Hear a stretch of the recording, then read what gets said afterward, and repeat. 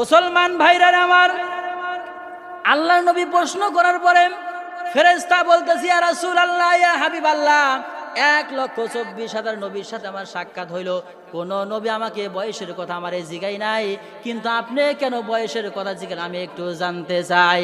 আল্লাহর নবী বলে, ফেরেশতা জিবরাইল ভাই, আমার মনের ভিতরে একটু আকাঙ্ক্ষা জেগে গেছে, আমি একটু জানতে চাই, যে বয়সটা আমি একটু জানতে, একটু বলো। আল্লাহর নবীকে বলে, ইয়া রাসূলুল্লাহ, ইয়া হাবিবাল্লাহ, হুজুর গো, এই পর্যন্ত কেউ জিগাইল না, আপনি যখন আমাকে জিগাইলেন আমি বয়সের কথা বলতে পারবো না, তবে আমার একটা জিনিস খেয়াল আছে, আল্লাহ রাব্বুল আলামিন যখন আমাকে সৃষ্টি করেছেন, সৃষ্টি করার পরে আরশ আজিমের দিকে যখন আমি তাকাইলাম, একটা তারকা জ্বলজ্বল করে জ্বলতেছিল। 70,000 বছর পর তারকার আমি দেখতে পাই না, আবার 72,000 বছর পর পর এক একটা তারকা ওঠে। হুজুর, এই পর্যন্ত আমি দৃশ্য দেখেছি।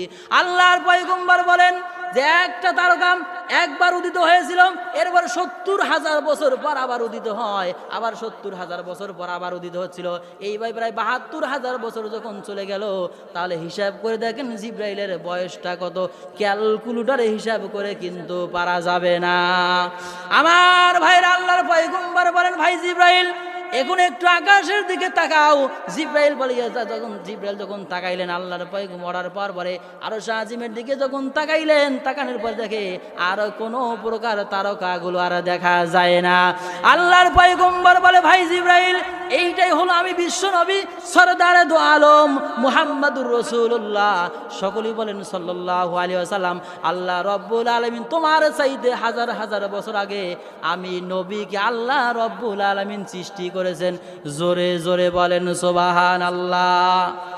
সবার আগে আল্লাহ আমার নবীকে বানাইছে, কিন্তু দিছে সবার পরে।